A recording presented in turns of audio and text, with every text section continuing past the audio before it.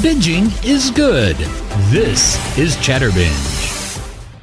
It is a film which tells the powerful true story of the Nuremberg trials that took place following World War II to bring the Nazis to justice. Nuremberg boasts a very talented cast, including Rami Malek, Russell Crowe, and our next guest. He is a very familiar face in both film and television. It is great to say hello to John Slattery. John, welcome to Chatterbinge.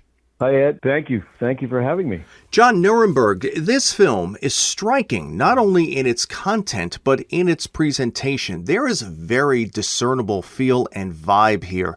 So if you would, tell us a bit about Nuremberg. The movie is about the Nuremberg trial, but more specifically, it's about the relationship between Rami Malek's character, Douglas Kelly, and Hermann Goering, played by Russell Crowe.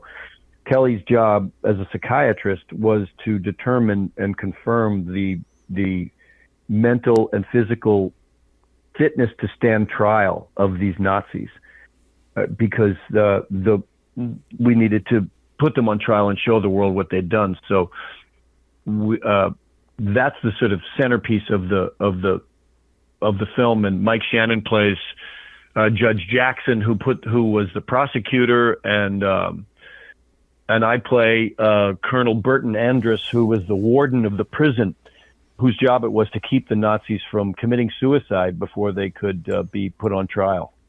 When you work at a period piece and a project which is based in telling one of the more important stories of history, as Nuremberg does here, does that provide any special challenges to you as an actor?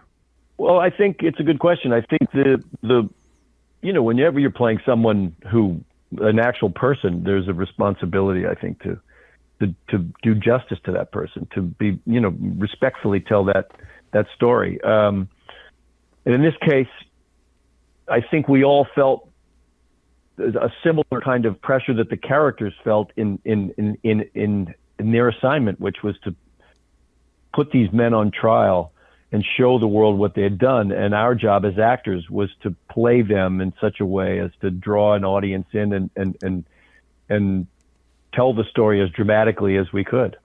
We do successfully. You do. And I love the idea of textured characterization in a film. There is a scene in Nuremberg, and it's in the trailer for Nuremberg as well. Your character throws a guy up against the wall after he yells and displays a loud Nazi salute.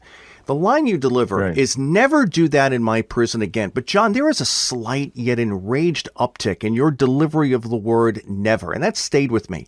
As an actor, how do you build emotional texture into a character? I went to Auschwitz to answer that tersely. I was in Budapest where we shot the movie. I had some time off, and I have a textbook reference to what had gone on, but I'd never seen any evidence of it.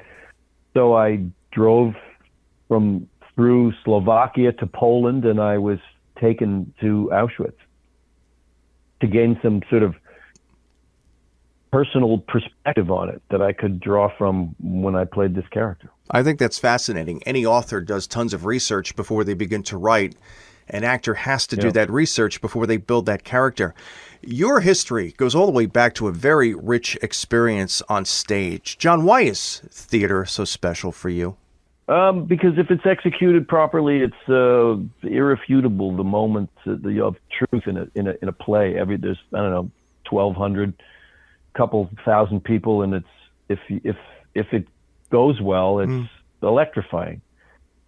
Because it's never the same twice. I mean, it's the same play, but each night it changes, and each night you get a chance to tell the same story to a different group of people. It's an incredible experience if you have the right material. I've always believed that an actor who has true roots in theater brings a deeper nuance to the characters that he or she plays on the screen. Does that make any sense? I mean, I used to think so. That was the line where if you wanted to learn how to act on film, you needed to learn how to act on stage. I don't think that's necessarily true anymore. My son is an actor, and he's not as interested in the theater as he is in film and television. And I think everybody has their own, method. And that's how I learned, is doing it on stage. But I mean, people have different ways of working, and they're all legitimate. Well, there is a wonderful appreciation of the moment when you're in theater, as you mentioned there, because you can have the same show, obviously the same play, but it's a different organic experience every single night, and no two performances on the stage are ever the same. Before I run out of time, I have to mention this to you. Somewhere in my pile of 80s artifacts is a video cassette titled The All New Not So Great Moments in Sports. And I realized not very long ago that I have that aforementioned tape because, indirectly at least, of you. And a 2-minute long 1988 commercial for Sports Illustrated. And I stumbled upon this thing on YouTube and I was like, oh my God. That is John Slattery, and he has black hair. Commercials are a wonderful way to get yourself into the industry, are they not? They are. That's how I could quit my day job after I got a couple of commercials on the air. Getting mailbox money, getting those residuals from commercials, yeah. See, and still stashed away. That commercial ran for a long time. It drove people crazy. It did. It was all over the place. It was so irritating. No. It wasn't irritating. And because of you and because of that commercial, there are a lot of guys that have the swimsuit issues still buried away, hidden from their wives from the late 80s into the early 90s, all these years later. Once again, John's latest project is the film Nuremberg. It is from Sony Pictures Classics. Debuts in theaters November 7th. John Slattery, thank you. I appreciate this very much. Thanks for joining us here on Chatterbinge. Thanks for having me. Have a great day. Take care. And I did not fall into the trap of bringing up Roger Sterling and Mad Men because he's probably been asked that hundreds of thousands of times. And he has a much richer and deeper career than just one role.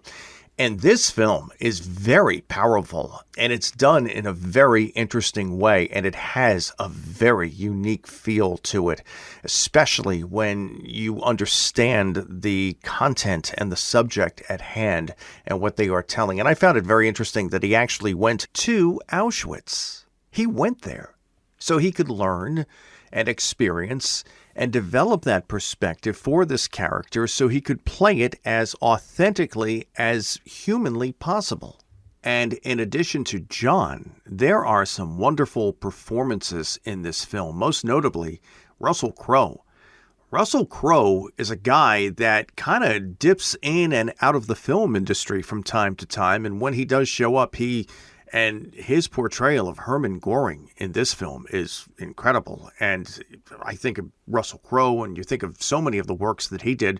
I immediately think of his portrayal of John Nash in A Beautiful Mind.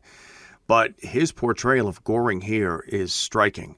And I had to bring up that Sports Illustrated commercial because do that. Go to YouTube and search John Slattery Sports Illustrated. And it was a 2-minute long commercial when they started having these longer length commercials back in the day. And when you see him, it doesn't hit you at first because of the black hair as opposed to the white hair, which is his trademark, his signature now. But when you hear him speak, it's like, wow, that's John Slattery, and he's so much younger. But commercials are a wonderful way for anyone to get themselves into the industry. Go take a look at Jason Alexander. He's singing the praises of the McDLT, or whatever that sandwich was. It was half cold, half hot, didn't work. McDonald's said, the hell with this, we're done with it. But anyway, it gave Jason Alexander an opportunity to get himself into millions of American homes doing a little song and dance about a hamburger at McDonald's. Anyway, it's quite an industry. I'm Ed Kalegi. This is Chatterbinge with Ed Kalegi and Karen Richmond. And don't forget to hit that subscribe button so you can always catch our best guest conversations and segments right here on the YouTube home of Chatterbinge.